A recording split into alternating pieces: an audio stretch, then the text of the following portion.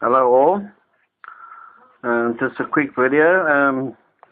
I wanted to do some weathering on my vehicles, but I never had any weathering powders, pigments, or whatever you call them. So I went and I made something myself. I used a bit of dirty water from my paint. You know, when I clean my brushes, the dirty water.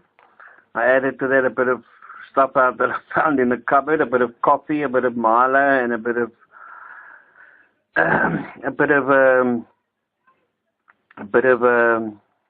gravy powder. But all those sort of powders were sort of dissolved and sort of didn't give any sort of texture to it. So I used some chalk, which I grated up using this thing from a puncture repair kit. So I grated up some of the chalk and I added that to it. So this is what I ended up. It's quite dark now, I think, from the coffee and the Milo and stuff, but it dries quite light. So that's I did the mud on the tracks and the wheels, and then did some overall dusting, and then using a brush I tried to get some sort of streaking effects of like dust with streaking. The way I thought, I mean, a Halftrack with guys jumping in and out of it all the time would have been quite covered in mud, so I went a bit, I think maybe, I don't know, or might have gone a bit overboard. Added a bit on the inside as well, because they would have carried the mud inside the vehicle as well. So I don't know if it's overdone or how it looks, whether I should use it on the other vehicles. That's the sort of, those are the comments I'm looking for, to say it's crap, don't do it again, remove it or whatever, or use it, carry on. It seems to work. When I order something again, I'll order, I think it's a Tamiya, you get like a 3-in-1 color weathering, it looks like a makeup kit. I think I'll get that, but for the meantime, I've got these 3 vehicles I have to do. All the times before my Flames of War vehicles, all I would ever do was wash them. I never ever try to add any mud or anything like that. So this is the first real weathering I've tried. So also the colors of the chalk are not the greatest. They're sort of pastel colors, no sort of dark browns or things that you would have wanted.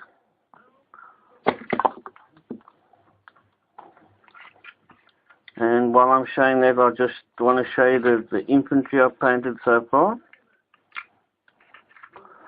The painting's been going a bit slow on the infantry because I had a very bad dose of flu, so I didn't really do much painting.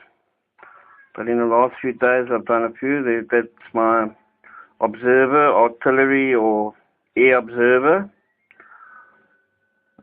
I've said before in another video, I've sort of built up this sort of observation periscope or whatever they would have called it from I saw it in a picture on the net. So I built up that. Just haven't got a printer to print out something that I can stick on there like to represent a map, but maybe I'll come across something in the meantime. So he's got a sort of guy that goes with him. So the 2 of them make up the observer team. Another mod I did was I used this Panzer Shrek from the Halftrack model kit. I suppose it was to put in the Halftrack or on the side of the Halftrack, but I used it to make up this Panzer Shrek guy. And then also with a bit from the Halftrack kit, I made this guy that's sort of supposed to be carrying the Panzer Shrek ammo. So those 2 guys form the Panzer Shrek team.